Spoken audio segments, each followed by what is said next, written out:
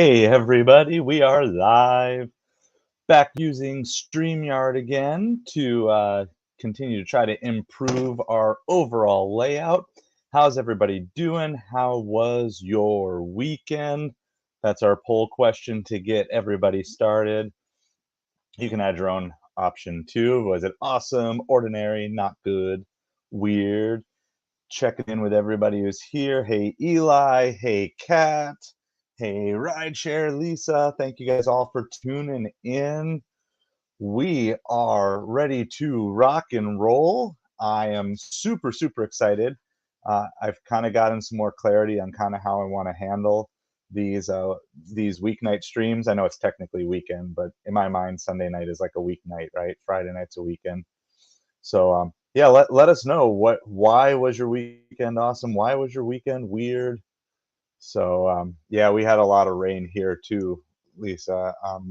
Yesterday a ton, and then today, all day today, it was pretty rainy. So my so I had two big accomplishments, and I know some of you followed along with some stuff. But yesterday I had my first $300 in 12-hour day that I've had since the platinum tier has rolled out for DoorDash.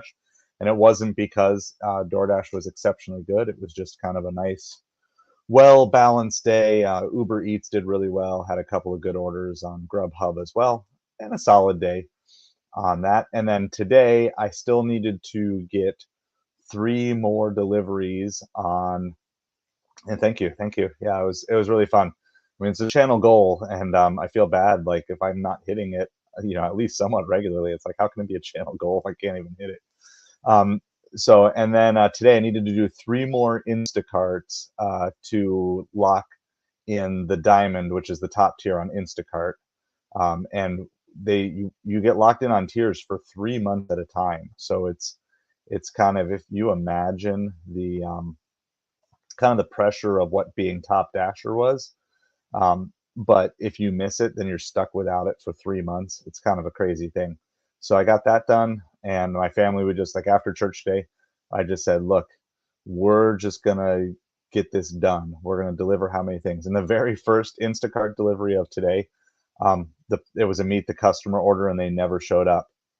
And so I was like, are you serious? I'm like, I just I like free food and everything, which we got. We got basically a whole free taco meal, but it's like after all that time, we had to go and still do 3 more. But we got it done, and then I actually got 2 more done this evening as well. I went back out for supper time because it was raining, and I was like, go for it. So today was just like $100 day, but I only did about 5 hours, and it was mostly about trying to get the Instacart goal done. That was pretty much it. It wasn't so much about today's money.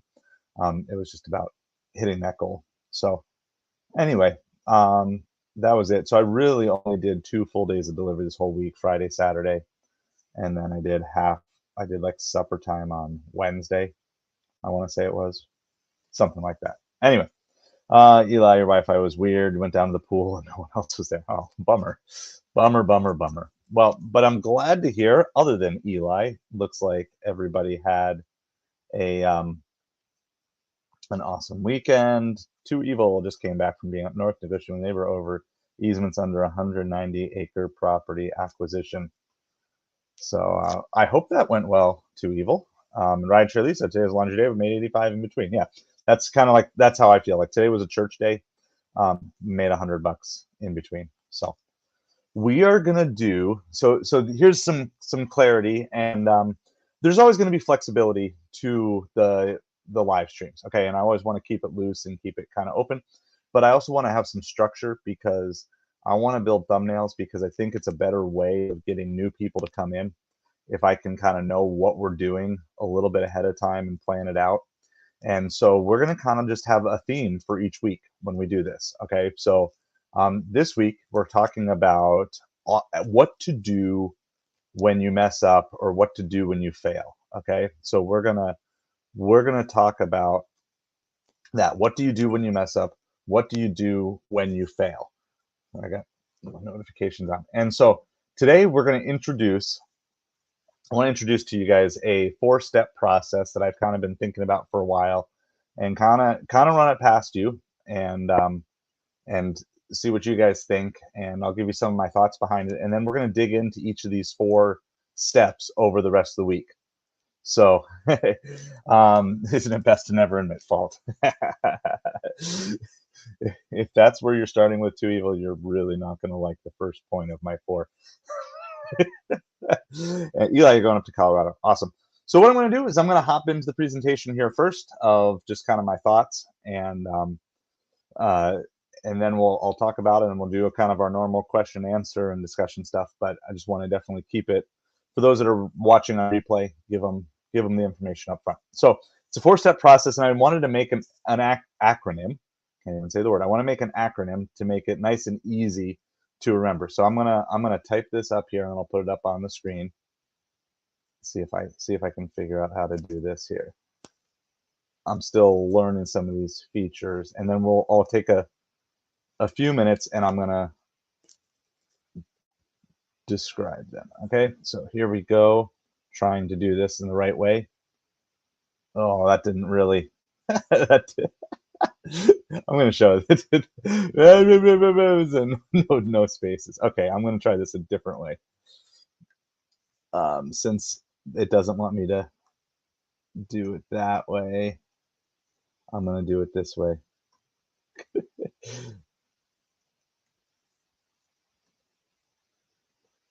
We'll try it this way here.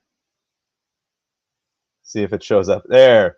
That's going to be the 4-step process here. Okay, so this is a 4-step process. I want to introduce you tonight when you fail, and I want this to be very general. So I don't want to. Oh man, we were getting political trolls all weekend too. Evil, you would have really enjoyed that when I was doing some of my ride along live streams. All right, so here's a 4-step process, and I think this can be something that you can use both for small little failures, big failures. I think it works for just when you make an accidental mistake, when you kind of go off the rails and you do something that you knew was wrong in the first place.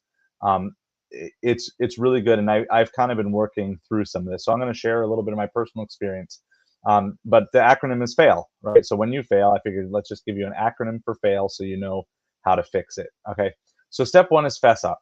And I don't mean necessarily with fess up that you have to go and make a public apology to everybody and like go make a YouTube video and have tears streaming down your face saying how sorry you are and you'll never do it again or anything. That's not really what the point of this is. In fact, a lot of times the fess up is just something that you need to do between you and yourself. And sometimes because when we fail at things, we're not the sole reason that we failed, right? Sometimes we failed because of something that was done to us. Someone sabotaged us, someone hurt us in some way. And so all I want to encourage you to do when you make a mistake or when you fail or when something doesn't happen the way, for whatever, and this can be big things, little things, all sorts of things, is just admit you're part of the mess up. It could be that the only part of the mess up was you trusted someone that you knew you shouldn't trust, right?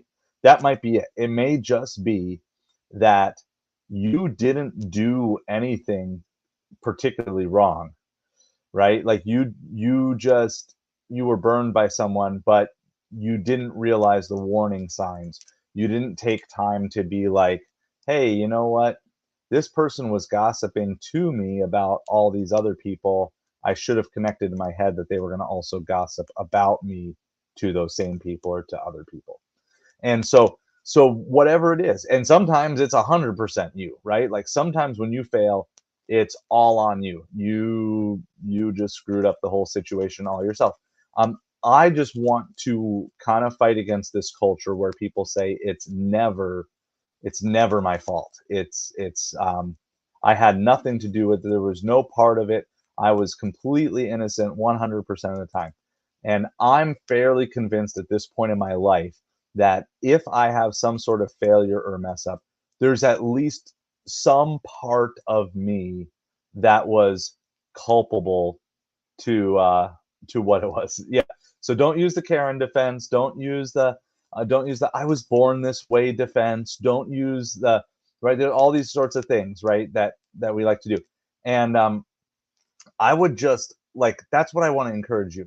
And because taking responsibility is the only path to growth in whatever this area is. Okay? So wherever it is that you might be stuck or you make a mistake.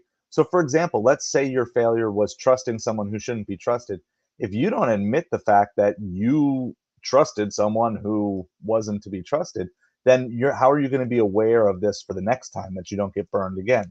If you fly off the handle in anger, um, because you have something unresolved inside of you and you're hurting people around you, if you're not taking time to figure out why that is, and we're going to go through a couple more steps here, but you have to start with fess up to your mess up, right? Like you've got to fess up to your mess up. You've got to say, look, I was hurt here, but there was definitely something that I contributed to my situation.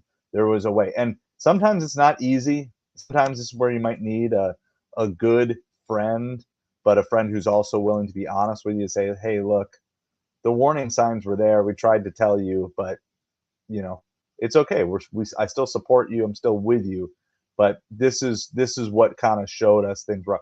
You have to be willing to fess up to the fact that, hey, look, I contributed to this. I made a mistake, and we're gonna actually take an example um, tonight. And sometimes a mess up isn't even in the action; it could just be in the words you say. And I have a words I said mess up that happened to me tonight that I kind of want to get your advice on anyway as a group, but I kind of want to work through this process with you to show you kind of what it looks like in a really simple thing, and that way you can kind of go from there. Okay, so fess up. Okay, so fess up was the first one. I should probably just put these up on the screen individually. Okay, so we had fess up.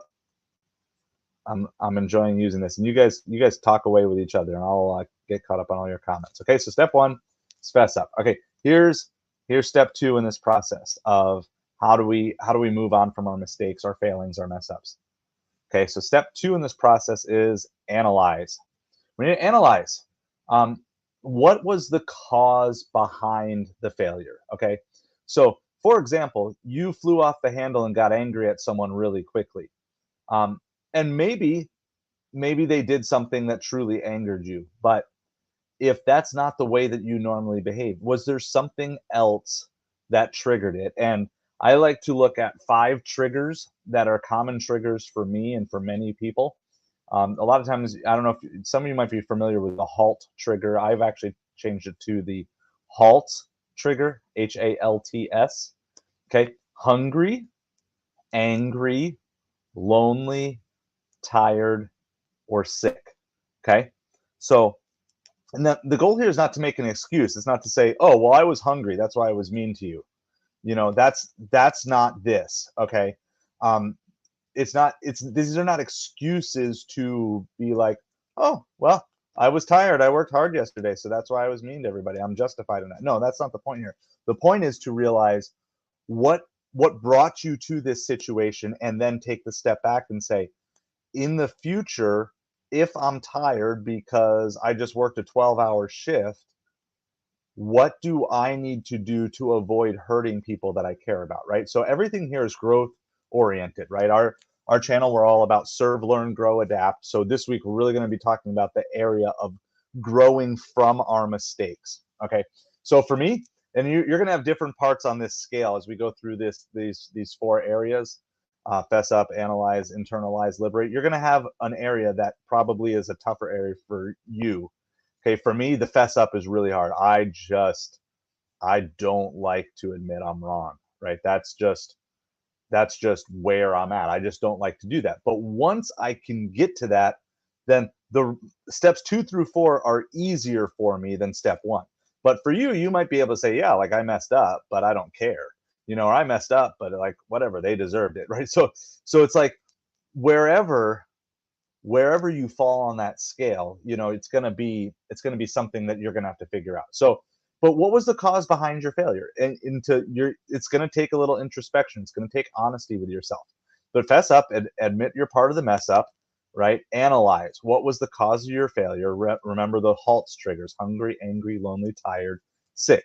Okay, now there may be something else, right? I've said repeatedly, one of the things that I've actually appreciated most of the last year and a half of doing food delivery is all the time that I've had driving in my car by myself, because I was able to process and analyze a whole lot of my triggers and the things that were that were that were hurting me, or more specifically that I was uh, that were happening in me that caused me to hurt other people and to mess up situations around me. Okay, so um, I've really appreciate that, and so those of you who either do like sort of gig delivery work, or you're just on the road a lot, I would encourage you not to just numb the pain with music all the time or podcasts. Like, it's good to learn, it's good to listen to music. It can do the hours, or because it can get long. But I would encourage you, if you're ever on the road by yourself, to really use that time to do some deep soul searching for all that. Okay, so maybe my stream, it may not be you, Eli. This may be, this might be me. So, and I'm still trying to work. I've got to figure out. So we're staying at my in-laws right now, and I don't actually know where their router is, and I don't exactly know how to connect this computer to the router. So if your live stream is having issues, that's probably on me, and I am going to work to try to get that fixed this week, because I do want to use the laptop, but the internet, the Wi-Fi for the internet is not the ideal way to do this, because it's showing my signal strength is kind of low. So I do want to work on that. So my apologies if it's a little bit choppy. So if your live is pausing otherwise, I don't know. You'll have to just let me know for everybody else. If it's happening on all videos, then it could be something with your internet connection. But all right, so here's the third point then. We talked about fess up, analyze. Now we're going to talk about, this is the application phase right here. Internalize. Okay, so internalize. We'll show that one on the screen now. Internalize. So this is where we need to move from inject. That could work too, and that's part of why I want to do that. But inject, right? Like, it's the same concept here. Same concept of saying, okay, now that I know this, now I need to actually make the change, right? It's, again, we're not looking here for just excuses and saying, well, I was lonely, so that's why I did what I did. I was sick, so that's why I did what I did. Great people, men and women, have fallen because they make justifications for their mistakes instead of just fessing up to them and analyzing them. The analyzing is not the get out of jail free card here. Okay, the get out of jail free is actually the fessing up stage. That's and maybe not get out of jail free, but that's the process that starts the freedom, is just admitting you've made a mistake, you've messed up in some way. And so I have three kind of base questions that I would recommend for this internalized stage. One is, what would you do differently? And I know that sounds pretty basic, but if you're looking at this process, like, if you had, and this isn't meant to linger on it, I don't want you to spend years on this stage. My buddy always says the phrase, if what ifs were fifths, we'd all be drunk, right? Because it's so easy to say, oh, if I had only known this, if I had only bought Bitcoin or Nvidia 5 years ago or 10 years ago, my life would be so much better. Like, that's not the point here either, right? So the point here is, just looking back at it, what would you have done differently? Maybe it would be something like, I shouldn't have gone on the internet. I should have spent time in prayer. I should have been clear to my family members that I needed some personal space for a few minutes. I shouldn't have hid that I was sick from other people, because it ended up just treating them. I should have just been open and honest with things in the first place. I shouldn't have trusted someone that my friends told me not to trust. Like, just what would you do differently? Not to linger on it, right? So this is not a lingering, this is not a beat yourself up. It is just simply the next time the situation comes up, how will you handle it differently? And then maybe specifically, this is question number 2. So what would you do differently? Question number 2 under internalizes, are there changes that you need to make?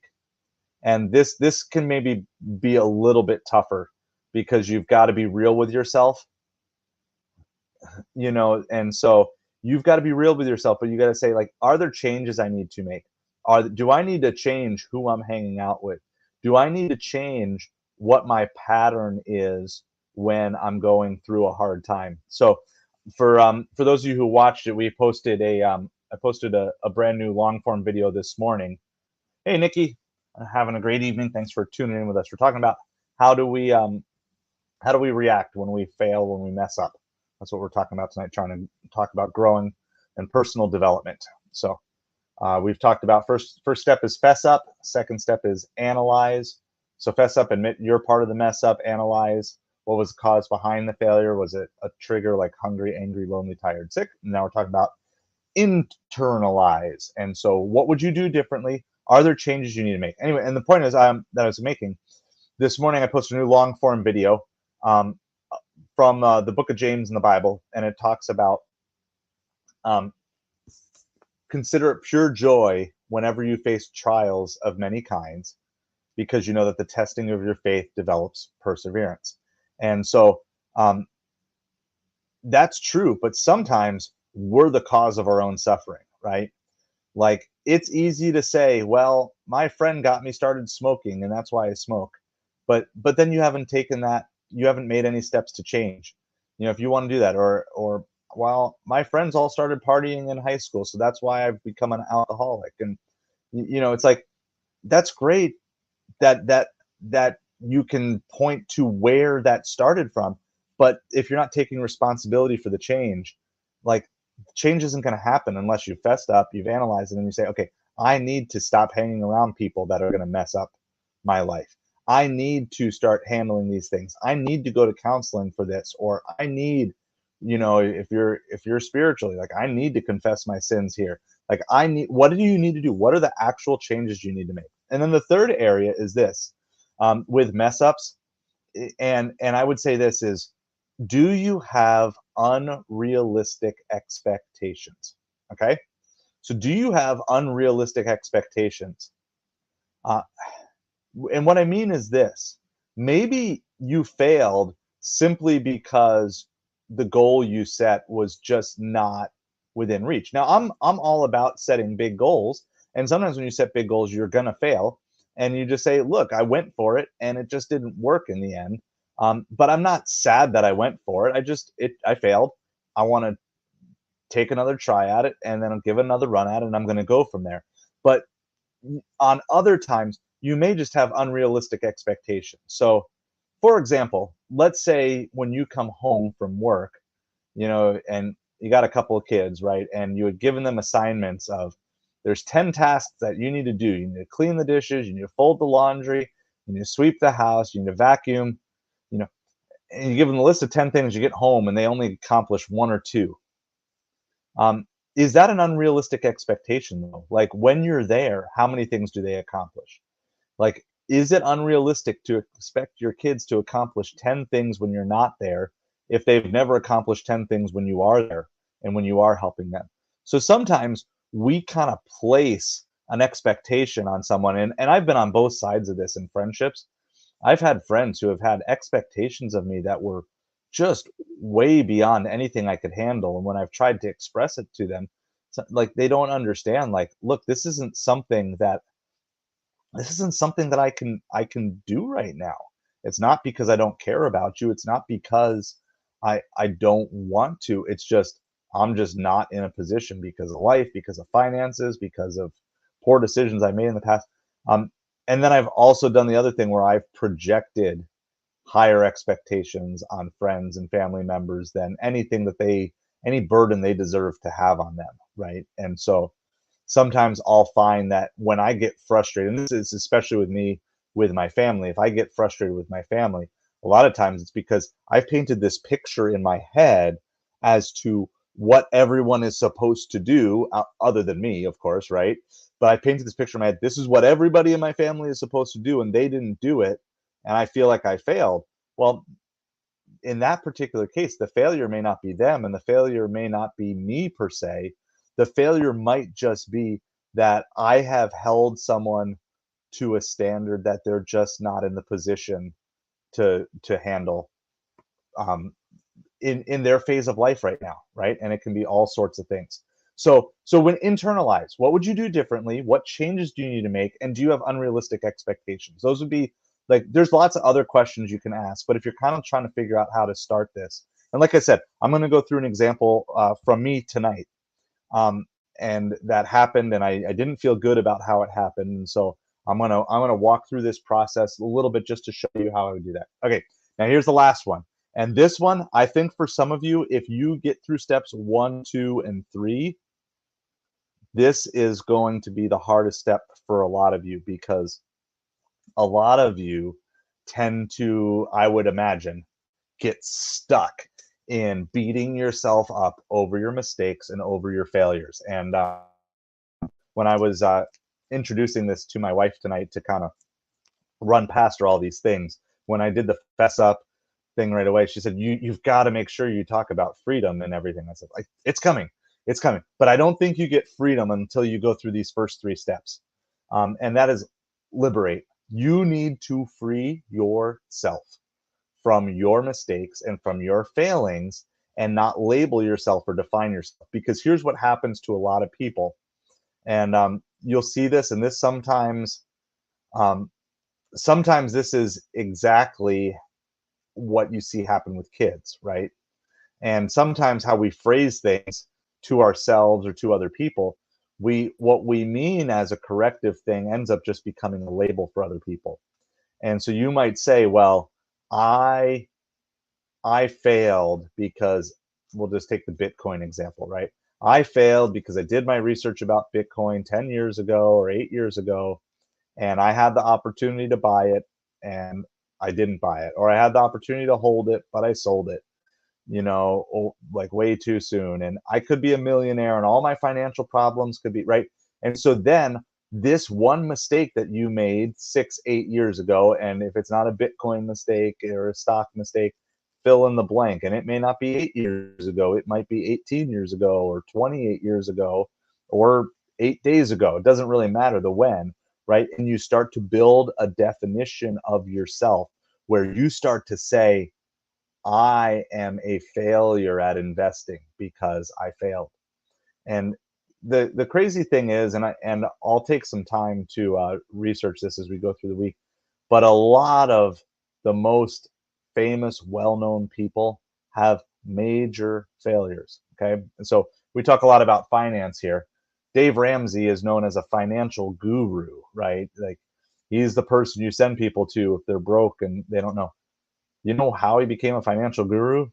By going bankrupt, right?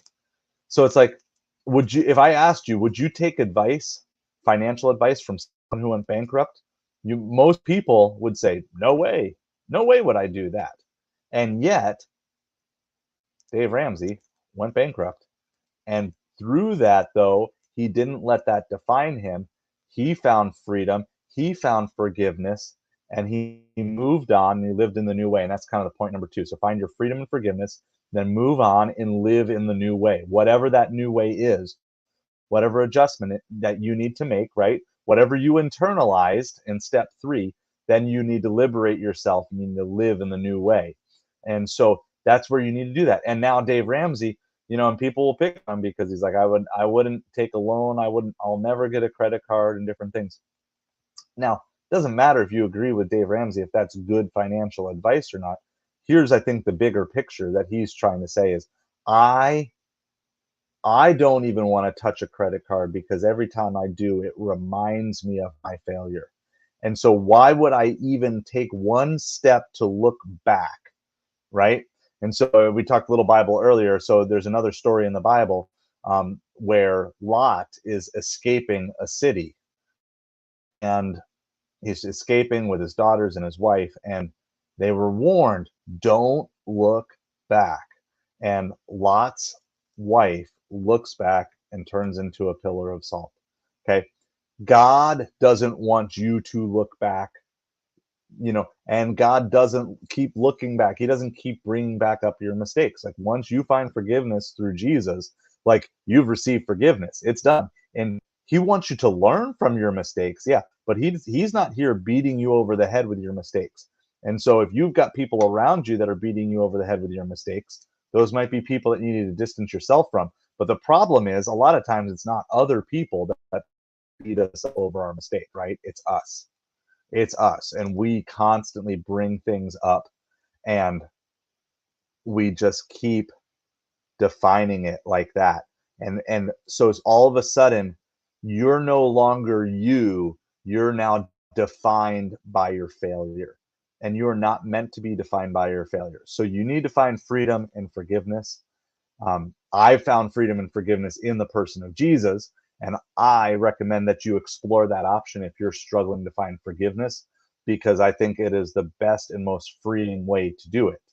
Um, but even if that's not for you, you can't keep living in your past, because the longer you live in your past, the longer it's going to take you to move on to this new and better way into the future. Okay, so our 4-step process, and then we'll share what we're drinking here in just a second. We always do that every night, and then I'm going to give then I'll answer some questions. I'm going to give an example and talk a little bit about how that goes through. So fess up, right? Admit you're part of the mess up. Analyze what was the cause behind the failure, your halts, triggers, hungry, angry, lonely, tired, sick. Okay. Internalize what would you do differently? What changes do you need to make? And also, do you have unrealistic expectations that you've either put on yourself or your business or on the people around you? Like, are you causing your failures because you've just offered too much for that? And then liberate, find freedom and forgiveness, move on, and start living in the new way. So that's the 4-step process. I'm going to throw that up here on the screen if I can find that here really quick. One last time. There you go. So there it is. Fess up, analyze, internalize, liberate. And it's an acronym for fail. So when you fail, when you mess up, fess up, analyze, internalize, liberate. And what we're going to do is we're going to examine each of those 4 areas more in depth throughout the rest of the week. So Monday through Thursday night for the rest of this week. Monday will be tomorrow. We'll talk about fess up. Tuesday, analyze.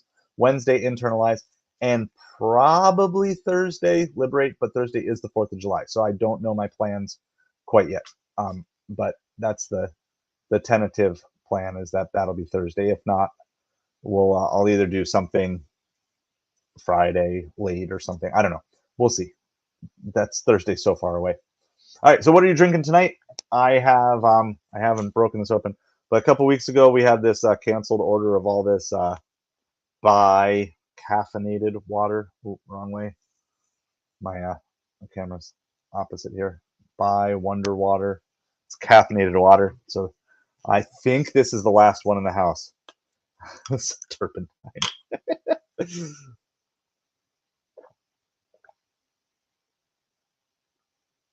I know Kato's always drinking coffee at night, but I wasn't feeling coffee, but I did need a little bit of extra caffeine, so got the caffeinated water.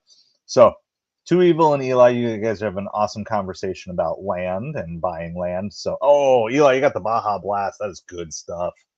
I don't drink it a lot anymore, but man, there was a point in time in my life that I would just. I mean, I remember when you could only get Baja Blast at like Taco Bell. I mean, I remember going to Taco Bell not for the tacos, just for the Baja Blast, or I would get they had like the Freezy, right? Like the Slurpee, but Taco Bell version. So I would do that. All right, so let's see. Yeah, no can fan. So that's really cool. I'm kind of briefly skimming, but like, hey, I'm all about buying land. Buy it up so Bill Gates can't, right? So you know, every time I go to Taco Bell, yeah, like that's the thing. Like I don't go to Taco Bell a lot, but if I'm going, yeah, Baja Blast is ending up with me. So yeah, we talked about that. So yeah, I wish all of you very well on your land purchasing ventures. Make wise decisions, but I really hope that I really hope that all those deals work out for you guys, and hold on to land as long as you can. My father-in-law was a farmer, and he still has a good chunk of his farmland. And even though I'm not a farmer, it's definitely something I hope that we'll be able to keep in the family. So good luck with all of your land investing, and keep it in the hands of the common man. Keep it out of corporations' hands. That's my general thing. So let's see. Just confirmed, Nikki. Just confirmed what you and your mom were talking about. That's awesome. Yeah, I've been. A lot of this has been some stuff that's been processing for me over a couple of years, and I was really stuck, and I needed to figure out a way to get out, and I found my way out, and then I've been thinking, like, since I got out, like, well, how did I get out? And it really, like, this was the process. And yeah, of course I'm trying to make it easy to remember for you guys, but it's I hope it's a blessing to you. So how do you get the @ to work? I don't know. I'm just gonna see what happens if I try it. I'm just gonna try it here. Did you get like some sort of notification when I add? So when I clicked @ and then I started typing in your name, Eli, it brought up like a little box. So I have StreamYard open in one, but then I have the actual other side of it open here. Hold on, I think there's a way. I want to see if I know how to do this. Okay, so that was how I did it. I typed in it, but I wanted to see, can I screen share? I think I can, but I don't know if share screen. We're gonna try this. Let's see. Screen sharing is easiest with 2 monitors. I don't have that set up. Works best on a good computer. Well, this is kind of good. All right. We're just going to try here. I don't have 2 monitors set up, but we're going to just try really. Would like to record. All right, hold on. Open system. Okay, this seems like way too complicated. I was going to try to share it, but anyway, I just typed @ in the chat box, and then when I first started typing your name, and I was able to click in a box. So hopefully that did. Yes, John 3:16. That's exactly it. Is that and I would add to that John 3:17. For God did not send his son into the world to condemn the world, but to save the world through him. Right. And so it's not just what Jesus did physically. It was the why he came, and that he came for that. And so that's there. So I would totally add that to that. But yeah, it's a great point. So so that's what we've got. So share what everybody's drinking. We got some Baja Blast. I do have the blue Gatorade too, because we have that in the house. I'm just drinking the caffeine water tonight. And the Gatorade is there just in case I need a little extra, because these bottles are kind of small. But we had I forget how many of these, like 24 bottles. These canceled from an Instacart order a couple weeks ago. So we've been slowly working through them. So I think this is the last one in the house finally. Yeah, the fact that God sacrificed his only son so people could be saved can't be understated. Yeah, hey, I'm going to throw that up. That's a good quote.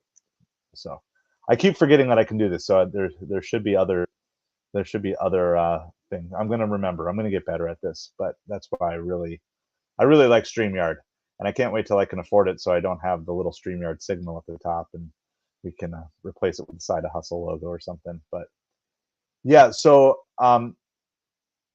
so it looks different because you're at a different angle.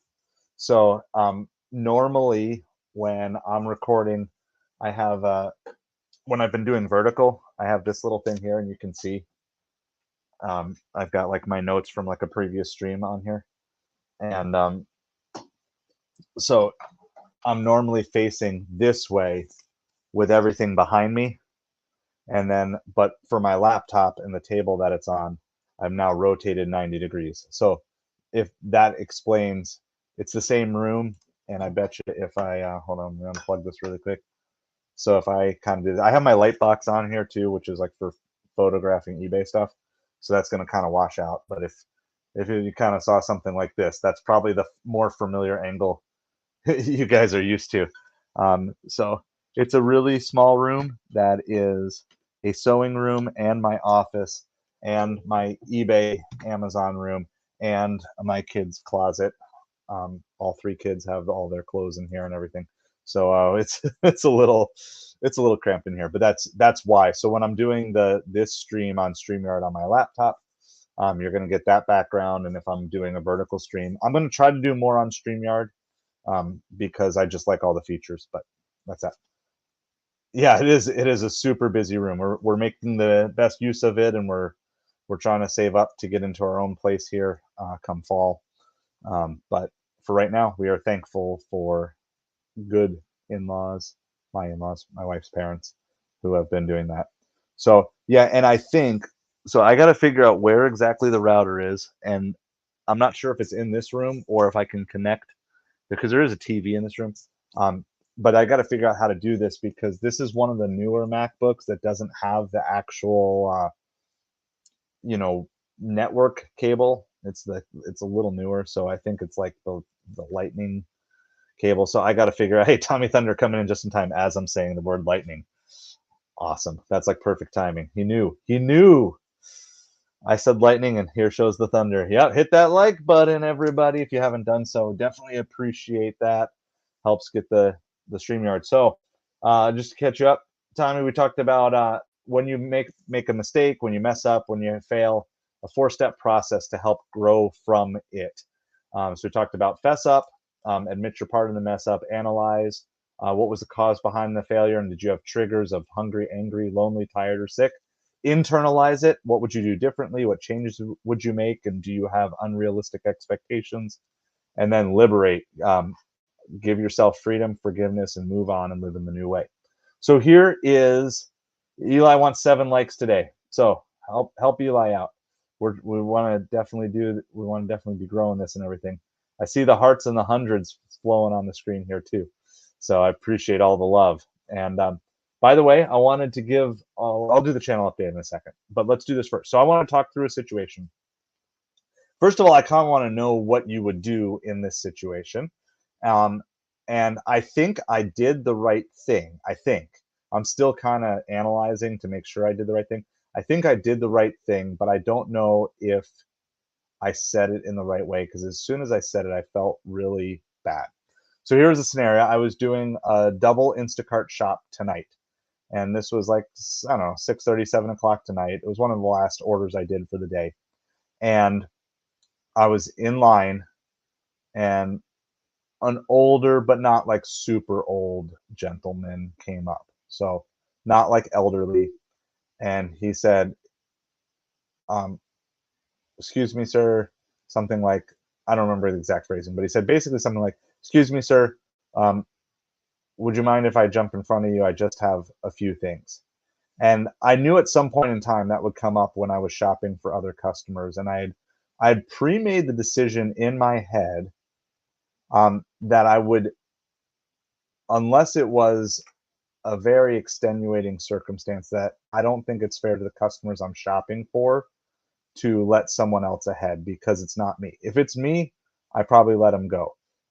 But because I'm on a timer, because I have customers, so I predetermined in my head that if that were to ever happen, that I was going to say no unless it was something like, you know, a mom with screaming kids that were just absolutely torturous, you know, a super elderly person who was just like hobbling and trying to go. But this was a well fit, able bodied, you know, 50 to 60-year-old man. And um, so I said no. And then the phrasing I used is I said, if I were just shopping for me, that's fine, but I'm on the clock right now. So I'm sorry, but I have to say no for that. So I'm going into the stream tonight. I'm kind of trying to figure out, um, first of all, what would you do?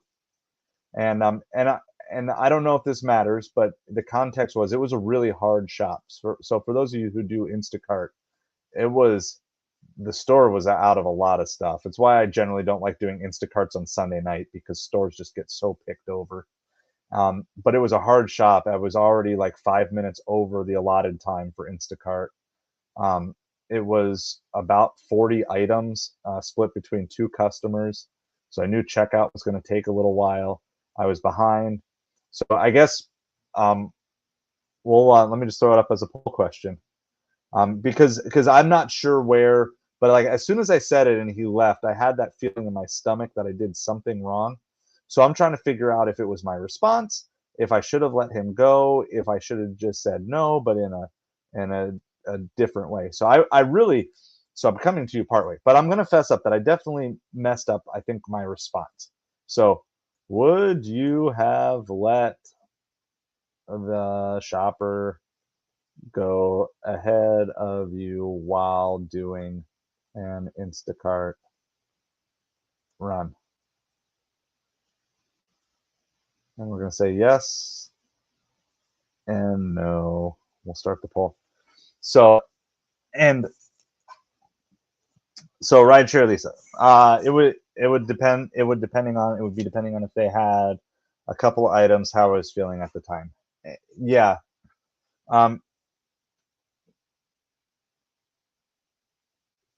Yeah, and I think, oh, did I, hold on. Oh, maybe. Okay, hold on. Can I edit the poll? Hold on, I need to see if I can do this. Can I edit the poll? Yeah. Oh, no, I can't. I can't edit it. Just- one like away, Eli says. One like away from 7. So if you haven't hit that like button yet, there's 6 of you in here, so maybe that's the 6. So we might need to get one more person in the room. Maybe you guys all did that. Yeah, it had a lot to do. Sorry, I can't edit. So rideshare lease is on the maybe. Rest of you guys are no so far. Yeah, like the context. I feel like I I don't want this to sound negative. I as a man, I would never ask to go ahead of anybody in a store. So maybe that's like some sort of reverse chivalrous sexist thought process I have in my head. But I feel like as a man, I feel like you shouldn't ask. And I also felt like the response he said, like, "Oh, well, it looks like you're going to be waiting for a long time." Like it was kind of snarky. And I feel like to a man, he should say, "Hey, I respect that you're working to provide for your family. Like I understand." Um, and so there was that. So I don't know if I was off or not, but I certainly feel like I could have handled the situation better. Okay. So this is how I'm coming to you tonight. I don't think I really don't, because I've thought about it for the last couple hours. I don't think I made a mistake in saying no, at least in this particular circumstance. Like I said, if it was like a pregnant woman, if it was a really elderly, you know, a guy with a cane who was hobbling and could barely hold on to his stuff, but this was merely convenience that he was asking for. There was nothing. There was nothing beyond that. And honestly, it was a lot. Oh, there was a lot shorter lines over at the self checkout. That he could have got him through. But I. So yeah, and Lisa, I'm kind of surprised too. Like I figured it was going to come at some point. Um, Yeah, and I do feel like there was a little guilt trip there too, Nikki. Because he was like, "Well, like it looks like you're going to be waiting." Like, so if you think I'm going to be waiting a long time in this line, then why do you want to hop in front of me, right? Like, so I didn't appreciate that on a man to man basis. I did not appreciate how that conversation went. So, but I'm still going to fess up that, because I want to go through the process here, because it's part of the idea here. What's my part of the mess up? I think one part of the mess up was, even though I determined an answer um, here, I hadn't really determined how to phrase it, and um, and what was the cause behind the failure? I think in this particular case, it was definitely one of those things that I made a decision, but I didn't really humanize the other person making the request, right? And ahead of time. I didn't, so in the moment, I'm just kind of responding robotically, and I'm not looking at them as a person, right? One of the videos that I have on here is looking at people as objects, obstacles, or opportunities. And for sure in that moment that I looked at him solely as an obstacle to what I was doing. Um, so um, and again, if he had asked me and I was shopping for me, I don't even care. Just like go ahead. But yeah. So in Right Lisa, this is why I I would. That's why I felt that way, is because I'm serving someone else. I feel the same way when I'm driving in traffic and like the person in front of me stops like in the middle of the road to let someone else in. Like they think they're being kind and courteous, but all they're doing is holding up 10 more people behind them. Like you're kind and courteous to one person, but you're being a jerk to the 10 people behind you who are all trying to go, right? So like I I always feel that tension, but there's nothing you can do about it usually when you're driving. So I think here's honestly just kind of in analyzing it in real time with you. I don't think I looked him in the eye. Like, as much as I can say I don't appreciate his man-to-man interaction with me, I probably what I would have done differently in retrospect here. So what was the cause behind my failure? I saw him as an obstacle and not as an opportunity. And then so my internalized phase, what would I do differently or what changes would I make? I would look him in the eye and I would say to his face, say, I understand that I've got a lot of stuff, but I probably should have even been a little more clear. I'm an Instacart shopper. I'm currently being timed by Instacart, which impacts this, and I'm trying to get groceries to two customers who have been waiting for over an hour. So I understand your situation, but I just simply can't right now. And I think I would explain a little bit better, but I would look him in the eye. And that's always been for me. I was actually thinking about it earlier today, and then to have it happen and now be able to process why I did that way. I've always had the issue of when I get upset with someone, I don't want to look at them. That's like just a weakness that I've always had, is like when I get upset with someone, instead of looking you in the eye, I just want to shut off, right? I just want to shut down and do that. And so that's what I would do differently. I don't think I would change my answer, at least if in this similar situation. Like I said, if it was a mom with like 6 kids climbing and jumping everywhere, I'd probably just say yes just to get it out of my way because it'd probably be more annoying anyway. And that's coming with someone with that.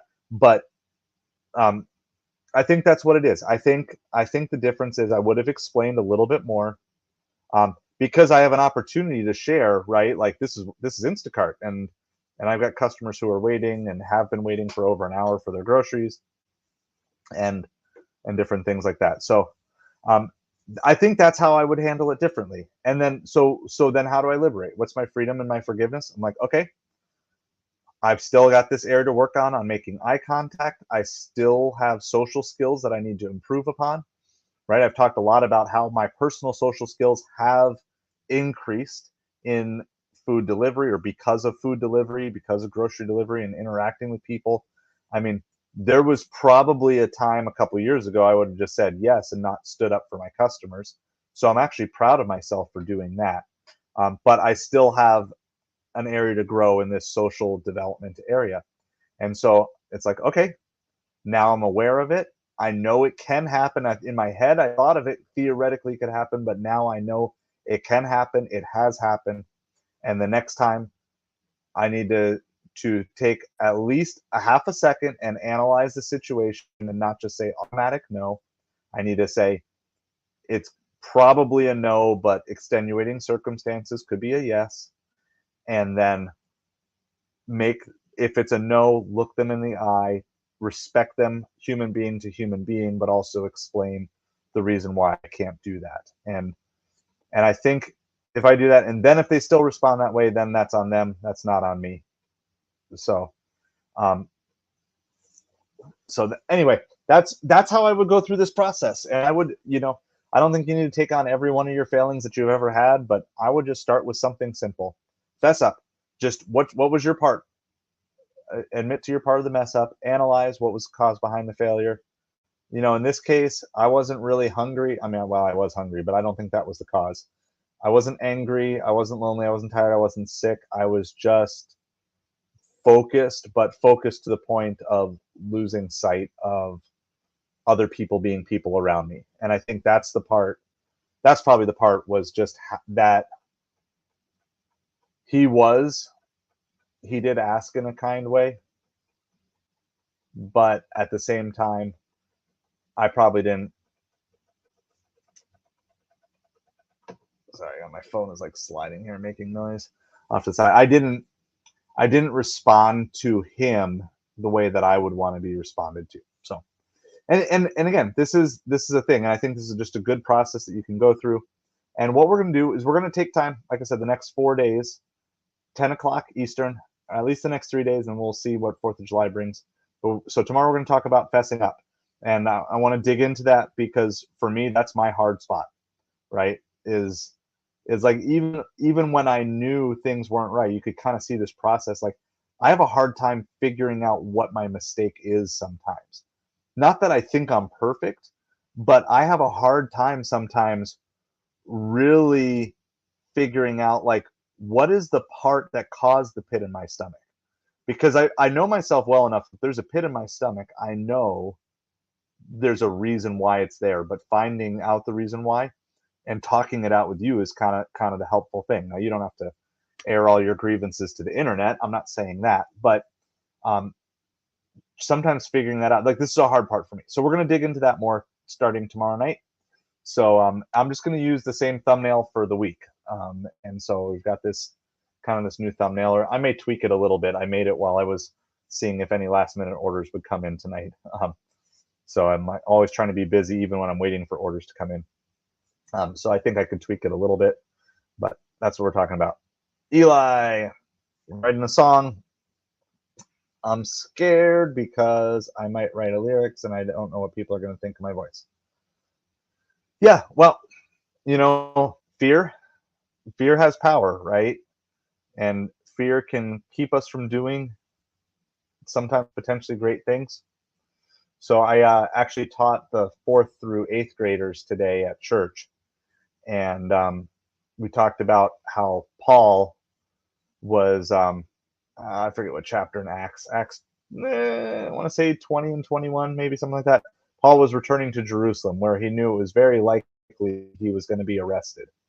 And but he decided to go anyway, because he knew, in order to accomplish the mission God had given him, it was just what he needed to do.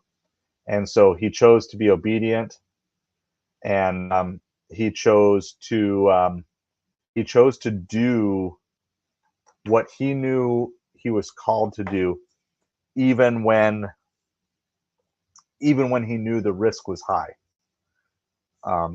And then Nikki is sharing with us Joshua 1:9. I'm going to look it up too, for those of you who I believe that's be strong and courageous, right? Yeah, I figured that's what it is, but I'll read it just to have it. So Joshua 1:9. Have I not commanded you, be strong and courageous, do not be frightened, do not be dismayed, for the Lord your God is with you wherever you go. So I'm not telling you that you should or shouldn't record the song, okay? I just want to tell you, Eli, is that you shouldn't let fear be the determining factor as to whether or not you record the song. If you're feeling convicted that you shouldn't do it, or you're doing it for the wrong reasons, then, like, yeah, that might be God showing you, hey, look, it's not ready yet. It's not time yet. But if it's fear, just like, I don't know. I'm going to tell you, like, kind of on the thing of fear, I was kind of nervous to start any form of live stream. And even certain times with videos, right? Like, you hear just so much about trolls and different things like that. And we've had our fair share, especially when I do the vertical stream, because then we show up in the short speed, I think, sometimes. But I had those fears, but the truth is, the trolls don't hang around long. They're usually in for 30 seconds to a minute. Every once in a while, you get random people scroll in who you're just like, what is this channel all about? And they end up actually kind of staying and listening and learning and hanging out. Think Media, which is a resource I would recommend for anyone who's doing YouTube. They put out a lot of just good content, but Sean Cannell, he's kind of one of the main guys. I think he's the head guy of it. One of his common phrases he uses, you need to punch fear in the face and press record. Punch fear in the face and press record. Right? So like today, you know, I'm still trying to figure out, like I'm still trying to figure out the molding of this channel the way I want it to be. And I'll kind of use this as a segue into the channel update. But you know, I decided to put out, you know, a new video today. Which I just want to pull it up here really quick so you can. So I've done a couple like Bible type of videos for people who are small business entrepreneurs, gig delivery workers or whatever. But I decided this week, I'm like, I need to put together like an actual series, like something like a consistent teaching of looking at the Bible in light of growing our business, in light of being the best gig delivery workers we can be, in light of providing the best customer service we can provide. So I did that. And so, and like I made this video. So today's video it's called, you can see it here. Oh, hold on. I just knocked it off the screen. There it is. Trial into Triumph, Overcoming Entrepreneurial Challenges, Wisdom from James 1:1-3. So this ties into the channel update. So that's the newest long form video that just went up. And so, but like that's all this stuff, like a lot of the stuff that I share with you guys, if I just take a step back and look at it, it's like, oh my goodness, this is crazy. Like who goes online talking about, you know, their strengths and their weaknesses and their failures and their failings, and you know, and like there's so many other creators out there who can talk business better than me, who can talk Bible better than me, who can talk getting out of debt better than me, right? All these things that we talk about, like, but fear tells you all those things, but fear tells you that because fear fears you bringing yourself and sharing yourself with the world. So like, don't look at what fear you have, look at what fear fears. Okay, I'm going to type that up. I think that's a pretty good quote. Don't look at what fear you have, look at what fear fears. All right, because I got this little thing to throw stuff on the screen, so I'm going to do that. Don't look at what fear you have, look at what fear fears. And what does fear fear? Fear fears people getting together. Fear fears creativity. Fear fears people sharing truth and hope and light into a world that's all about chaos and danger and darkness. Okay, that fear fears these things because ultimately fear doesn't win. Fear might win in your life, or fear might win in politics, fear might win in YouTube clicks, but fear doesn't win in the end.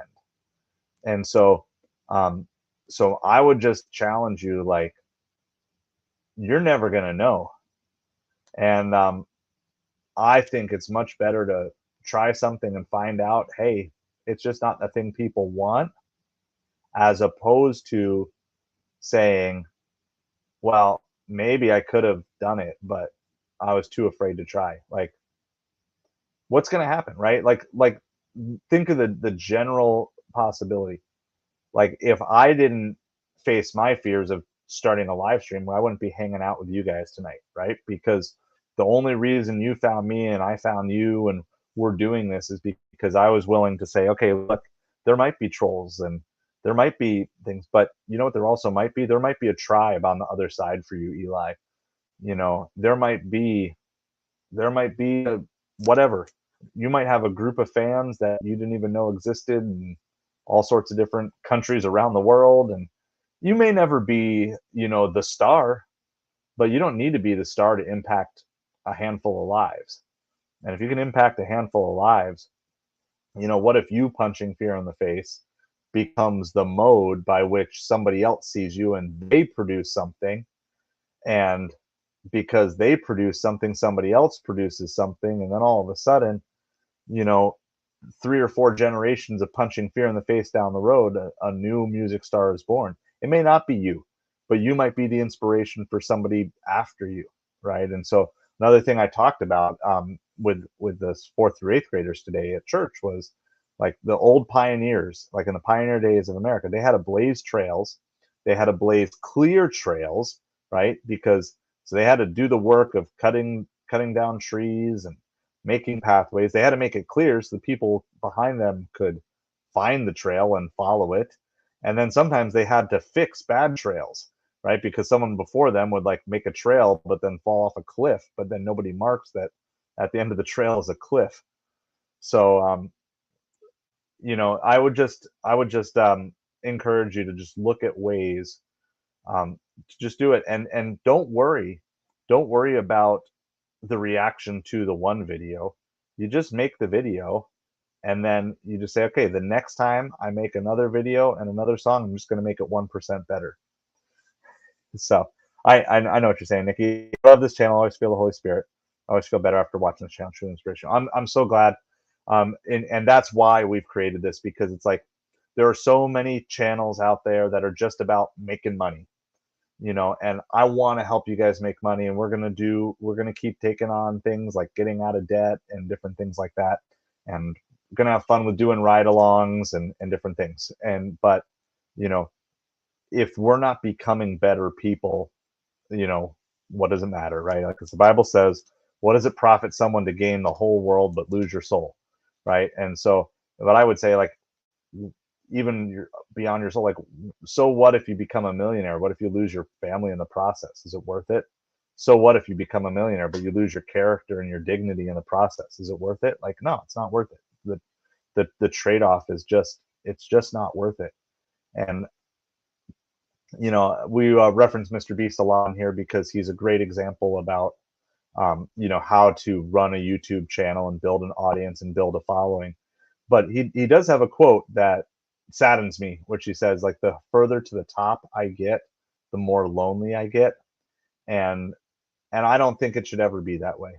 As we move up in our life, as we are increasing, in one of our channel goals, our main channel goal here is helping 10,000 people move from stupid broke to self-defined millionaires, from poor in every area of their life to rich in every area of their life. But so if you're gaining in richness and in fame and all these things, but you get to the top and you feel alone, then I think you've missed out on something in the process. And that's not to doubt Mr. Beast's, business acumen and his quality of videos and different things, but he blesses so many people that he could easily find other people to surround himself with so he doesn't have to feel alone. And so I pray for him often because he does so much great work. I think one of his last videos was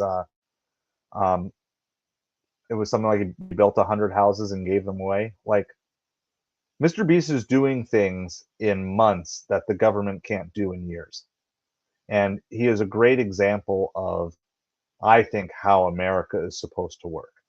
And I'm not trying to be a Mr. Beast channel, but I think if we all did our part voluntarily, willingly, and freely, we could find that there'd be a whole lot less of a need for government intervention, or, like I like to say, government interference in our lives. Because you hand a problem over the government, they'll just make it 10 times worse and 10 times more expensive. And so I don't, there is a lot that I take from Mr. Beast, but I pray for him that he doesn't need to be lonely. Like, yes, he is far richer than you or I or anything, but I would love to just sit down and hang out with him for a day and just hear the stories of life change that he's gotten to see.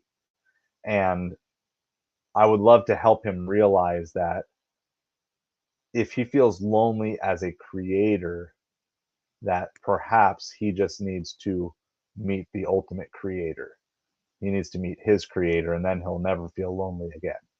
And so anyway, I don't know what he believes. I don't know anything about his faith, but I know he's doing the types of things that bless other people and show love to other people. And if he doesn't know Jesus, I definitely pray that he would find Jesus. So channel updates, not too much else. I did a couple of ride-along videos yesterday. I did a DoorDash video where DoorDash gave me 5 deliveries in the same trip. And so we did about an hour, 40-minute ride-along. So if you want to see that and see how that went. And then also I did a follow-up ride-along at the end of the night. I actually hit $300 in 12 hours doing delivery yesterday. So it's the first time since being on Platinum that I had a $300 in 12-hour or less day, which is the channel goal of $25 an hour for gig delivery work. I also, this hasn't been on any of the channels, but we talked about eBay last week. I had my first sale. I was telling you, I've been listing, at least 5 items a day on eBay. And I think starting next week, I'm going to be listing at least 10 items a day on eBay. But since I started listing, I've sold my first item since I started listing, which was a Jordan Walker rookie autograph card that I sold for $50. And it was just like a redemption card that I had gotten, that I got one in a pack or whatever. So that was the first of the cards that I started listing last week. So a great way, and because we're just talking about ways to find cash from things around your house. I had a baseball card that's been sitting in a box for 6 months. Got it listed on eBay, sold within 5 days for $50. Okay, not saying it's always that easy, but just want to encourage you that if you're looking for some extra cash and you need something beyond either your W-2 job, your gig delivery work, or whatever, eBay is a great way to kind of dip your toe into the business waters, and who knows what you might discover. Maybe you'll become a full-time, thrift sale, garage sale, or flipper on eBay. There's a lot of people out there that are doing it. Even Gary Vaynerchuk, Gary V, for those of you familiar with him, he still recommends that. It's something he did when he was a kid, and he still recommends it as a great way to start creating some side hustle income. And so we can spend some more time talking about that in the future, but just so I have that to ship out. So yeah, and Nikki, I mean, all you got to do is, it might take some research. It depends on the era. A lot of that stuff, if it's from the 90s, isn't worth too much. But even from the 90s, you got to search through everything, because there are a few rare gems out there. So people who just bought everything back then and just stored stuff away, there's always a chance. Too evil. I am okay. So I've stepped back from the NFT a little bit. First of all, I think it's okay for Gary to be wrong. He's not perfect. He's going to be wrong with some of his things. I'm still not 100% convinced that the NFT thing is over quite yet. I just think it needs to be reborn. It needs to be reborn with more practical uses. I think in the same way that there's still a lot of skepticism about cryptocurrency from a large chunk of the population. It's like I think there's a much bigger bridge to gap on the NFT, because my question has always been like, okay, well, how can this be practical? It needs to be practical, and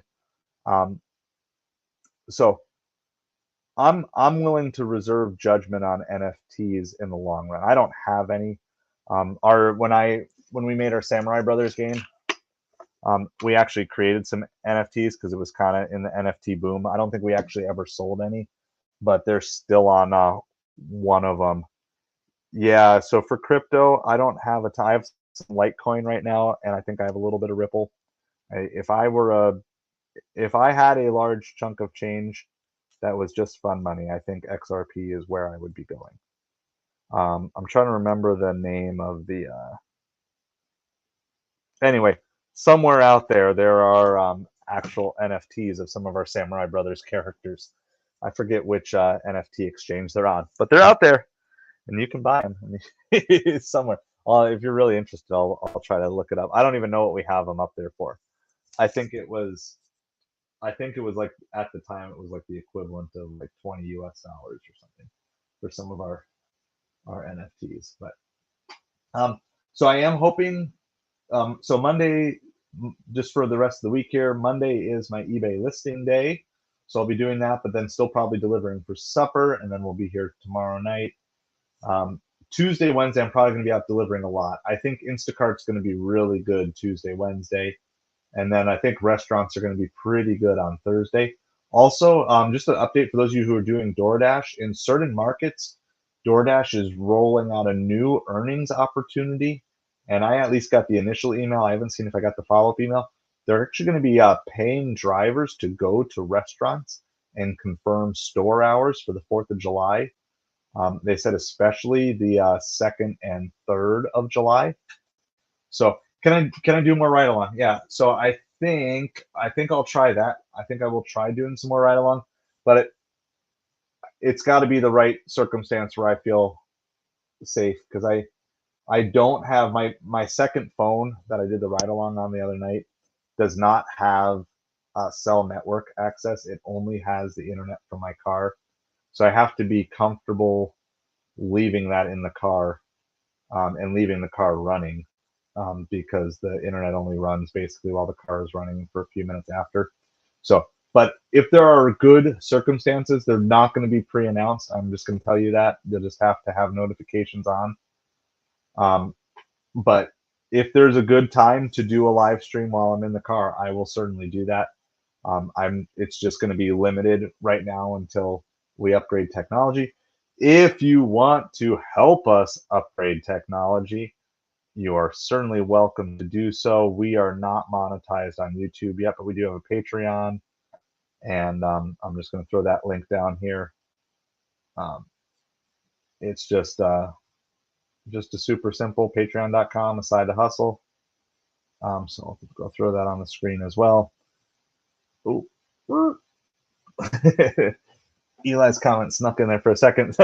Patreon.com, a side to hustle. You can join for free and get some of the behind the scenes stuff. But if you want to get onto the paid membership and support this channel financially, no, I don't care if you do or don't. I won't love you anymore if you do. I won't hate you if you don't. But as we can work on getting income streams coming in, I want to keep working to upgrade the technology. So basically the plan is any money that comes in through the streams, and we will pray, Eli, don't worry. But any income that's coming in from YouTube is going to go back towards improving videos, making more videos.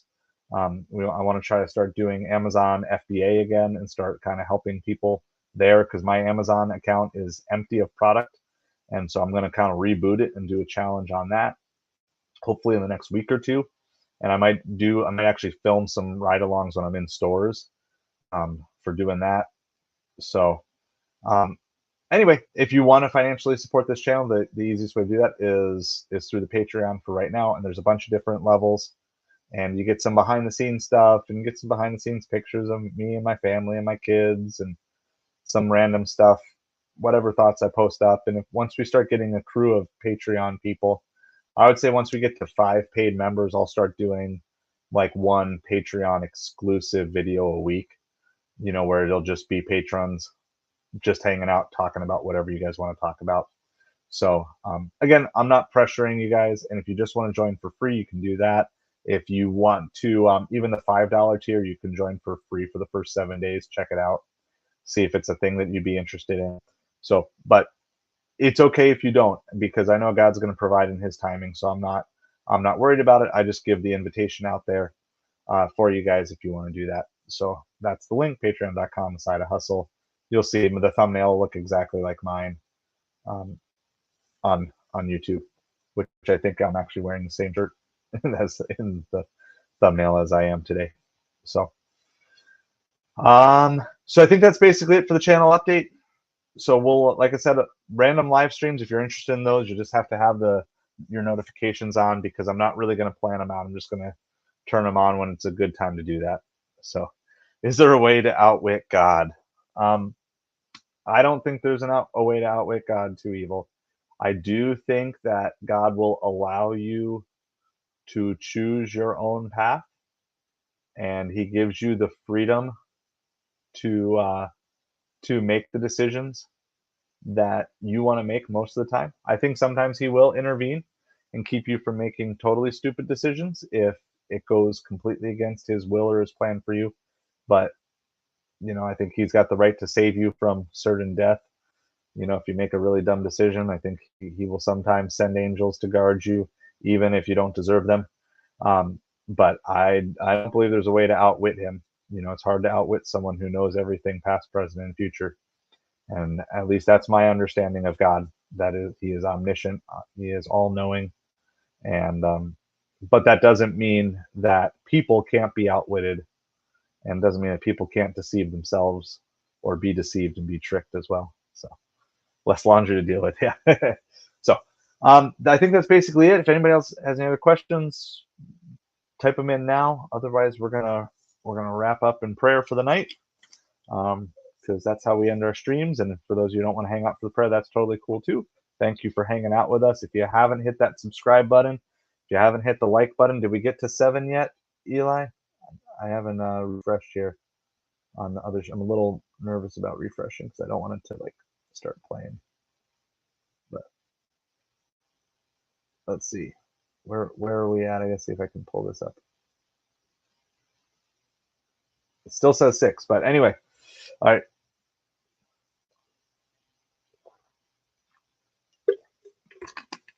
Eli, do you tithe 10%? So I that's a good question. So here's how I handle it. We've had a lot of discussions as a family. In general, under normal circumstances, we do. Okay, you got 7. Good, good. You got there. Right now, we are not as a family, and because we are in a massive amount of debt. We are giving of our time and our resources to church and to people in need as much as we possibly can. But I've prayed a lot about it, and I don't believe you necessarily need to tithe your way out of debt right now. Like I said, we give of our time as our tithe right now. I might be wrong on this. I'm not going to come to you with a super scriptural defense, but we are so far in debt right now that I don't believe that that's the responsible thing. So, and thank you for that prayer, Nikki. I appreciate that so much. And God has been faithful through the years, because if you want to get into failures, you know, getting into debt the way we did, that's taken a lot of stuff to really reconcile and like go through this process of fessing up. Like, yeah, like it was easy to blame other people at the beginning, but like, no, like I needed to fess up and do that.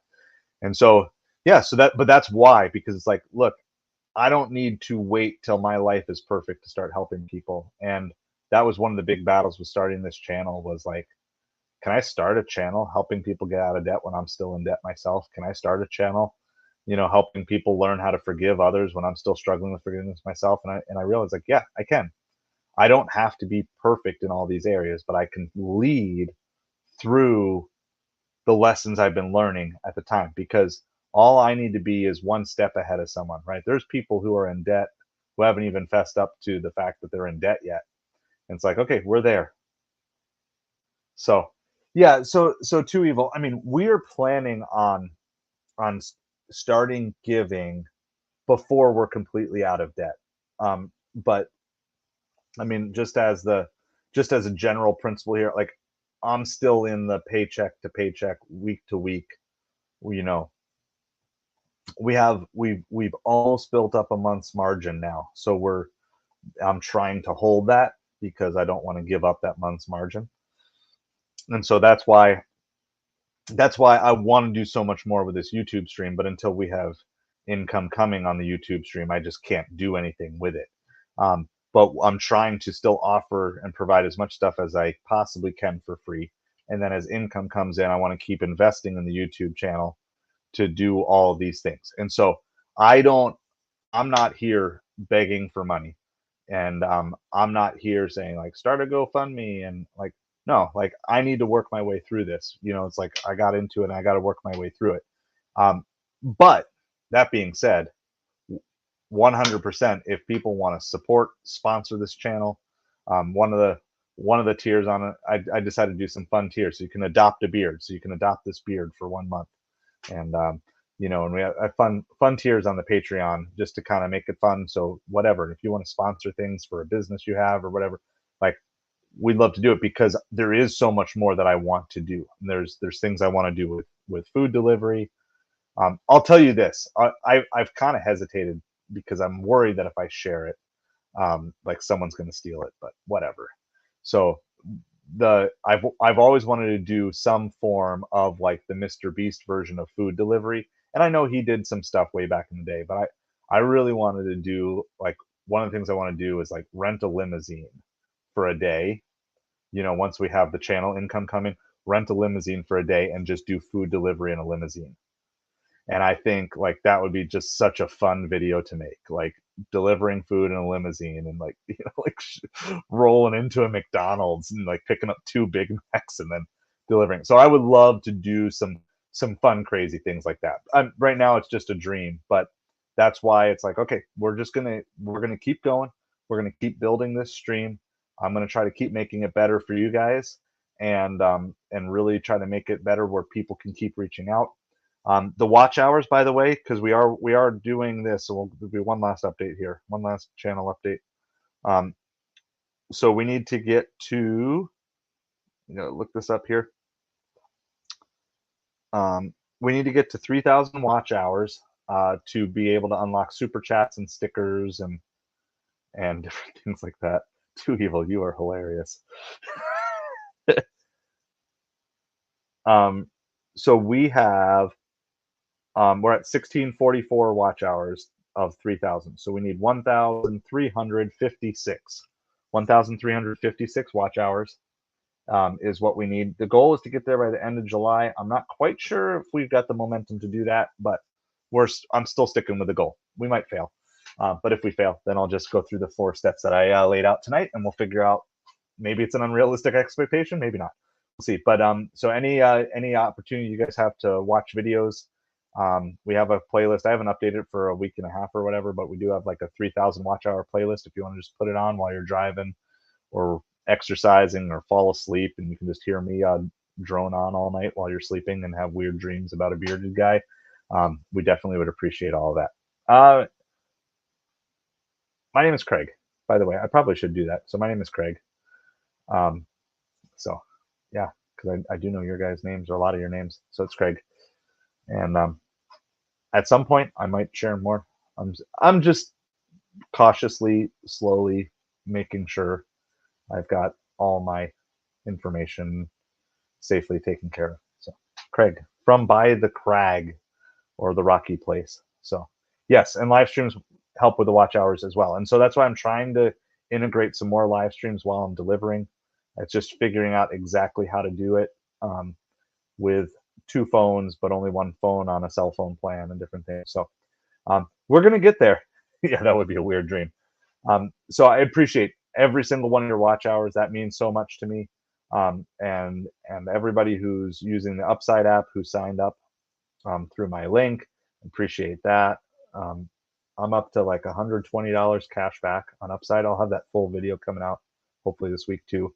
So if you're not getting cash back on your gas, there's a link down in the description below that you can do that. I can post it here too really quick because I think I have that here.